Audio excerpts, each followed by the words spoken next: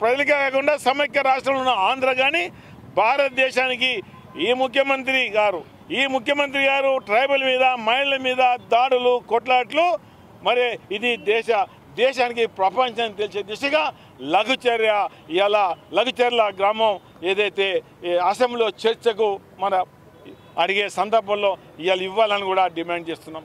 ఒక రైతు అస్వస్థతకు గురైతే బీడీలు పెట్టి పట్టుకపోవడం ఇది రజాకార్ల రాష్ట్రమా చెప్పండి? ఇది పోలీసు రాజ్యమా? ఇది బ్రిటిష్ రాజ్యమా? ఇది ప్రజాపాలన అనడానికి కనీసం సిగ్గు ఎగ్గు ఉండాలని కూడా ఈ సందర్భంలో నేను డిమాండ్ చేస్తున్నాం. అతనికి అస్వస్థతకు గురైతే నేరుగా దవాఖాన పట్టుకపోవాలి. బేడీలు పట్టుకపోతే అసలు రైతులకు బేడీలు వేసిన ప్రభుత్వం మీకు తెలుసు. ఇలా వ్యవసాయదారులు ఎద్దు ఏడ్చిన వ్యవసాయము మరి అది ఏ రకంగా ఇబ్బంది పడుతుంది, రైతు కన్నీరు గార్చిన ఆ రాష్ట్రము మరి ఏ రకంగా ఉంటుందో ఇదోసారి గుర్తుపెట్టుకోవాలి ముఖ్యమంత్రి అనే మాట కూడా చెప్పడం జరుగుతుంది.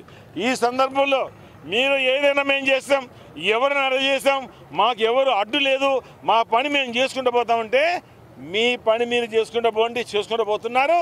మీకు తెలుసు భారతదేశంలో ఆనాడు శ్రీమతి ఇందిరాగాంధీ గారు ఒక పెద్ద నాయకురాలు దేశంలో ఎమర్జెన్సీ ఏర్పడిన తర్వాత మళ్ళీ ఎన్నికల్లో ఎమర్జెన్సీలో కాంగ్రెస్ పార్టీ నామరూపాలు లేకుండా పోయింది. స్వతహాగా అంత పెద్ద నాయకురాలు కూడా మరి అక్కడ పార్లమెంటు ఎంపీగా ఓడిపోయిన సంగతి కూడా గుర్తించడం జరుగుతుంది. ఈ గతి తెలంగాణ కాంగ్రెస్ కూడా పడుతుంది.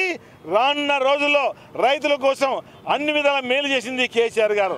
రైతులకు రుణమాఫీ కానీ, రైతు మాఫీ కానీ, అదేవిధంగా రైతు బంధు కానీ, తర్వాత ఎన్నో విధాల కరెంటు కానీ, పెద్ద ఎత్తున కరెంటు కొనుగోలు అనుకోండి, కరెంటు ఉత్పత్తి అనుకోండి, రైతులకు అన్ని విధాల విత్తనాలు మరొకటి అని ప్రాజెక్టులు కానీ అన్నీ చేసింది. ఇలా రైతుకు మరి కేసీఆర్ గారు, రైతంతా కేసీఆర్ గారు ఎంత ఉన్నారు అనేది గుర్తు చేస్తూ ఈ సందర్భంలో ఎవరికి ఇచ్చిన లాభం లేదు, ఏ అధికారికి ఇచ్చిన లాభం లేదు, రాజ్యాంగ నిర్మాత వారికి ఇస్తానన్న ఈ దేశానికి తెలిసిన ఆలోచనతోటి కేటీఆర్ పిలుపు మేరకు ఈరోజు మంచిర్యాల నియోజకవర్గంలో మరి